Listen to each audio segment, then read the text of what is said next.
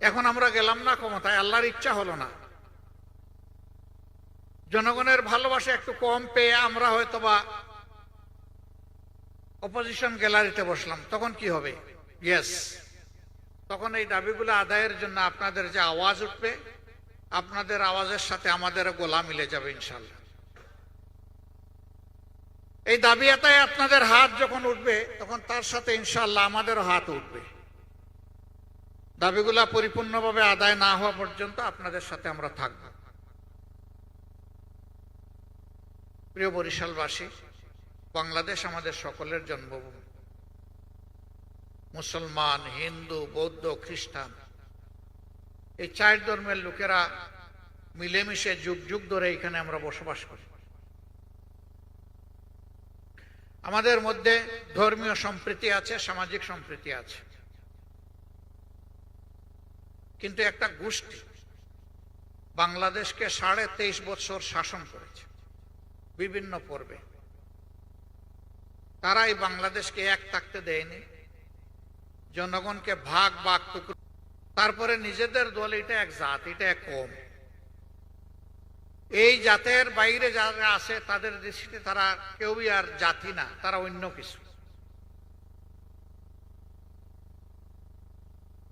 আমরা আমাদের সন্তানদের সাথে কণ্ঠ মিলিয়ে রাস্তায় নেমেছিলাম ফ্যাসিজমকে বিদায় করার জন্য।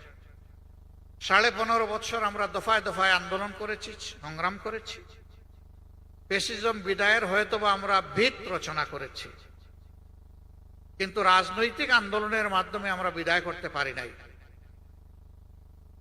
ঠিক বললেন বড় আস্তে করে, কারণ আপনারা একটা দলের কর্মী, তাই এটাই সত্য। শেষ আন্দোলনটা রাজনৈতিক ছিল না, ছাত্র যুব সমাজের একটা অধিকারের আন্দোলন ছিল। তারা অযৌক্তিক কোটার সংস্কার দাবি করেছিল, আর সরকার তাদেরকে দমন করার জন্য হাতুড়ি বাহিনী পাঠিয়েছিল। ওরা আমাদের ছেলেদের পিটিয়েছে, আমাদের কলিজার টুকরা মেয়েদেরকেও পিটিয়েছে। এই অবস্থা দেখে একটা ছেলে বিদ্রোহী হয়ে উঠেছিল, কেন তুই আমার বোনের গায়ে হাত দিলে? তার অন্তরের ঝড় নিয়ে দানা মেলে বলেছিল, বুকের ভিতরে তুমুল ঝড়, বুক পেতেছি, গুলি কর। তার আস্থা ছিল, বিশ্বাস ছিল। প্রিয় দেশে কেউ তাকে এতটুকু কথা বলার জন্য গুলি করবে না, কিন্তু আমরা দেখেছি সে আবু সাইদ, একটা গুলি যখন তাকে করা হয়েছে, পাশ কেটে সরে গেছে, আরেকটা গুলি গিয়ে বুকে পড়েছে, চেপে ধরেছে, আরেকটা গুলি এসে তাকে শেষ করে মাটিতে ফেলে দিয়েছে। দুনিয়ায় মানুষের অধিকার আদায়ের জন্য অনেকেই মারা যায়, কিন্তু এরকম ডানা মেলে বুকে গুলিকে আলিঙ্গন করে আহ্বান জানিয়ে দুনিয়ার বুকে একমাত্র ব্যক্তি হচ্ছে আবু সাইদ। এই জন্য শুধু বাংলাদেশ নয়, সারা বিশ্ব তাকে মুক্তির মহানায়ক হিসাবে কবুল করেছে।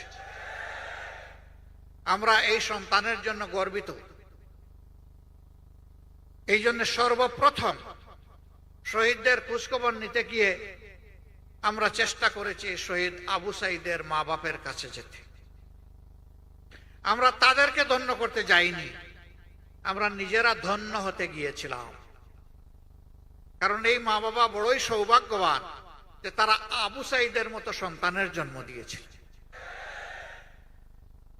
আমরা গিয়েছিলাম সম্মানিত হতে, আমরা গিয়েছিলাম তাদের কাছ থেকে দোয়া চাইতে, যে আবু সাইদ যে জন্য লড়াই করে জীবন দিয়ে গেছে, এই লড়াইয়ের চূড়ান্ত বিজয় পর্যন্ত আমরাও যেন লড়াই চালিয়ে যেতে পারি, আমাদেরকে দোয়া করে দেন।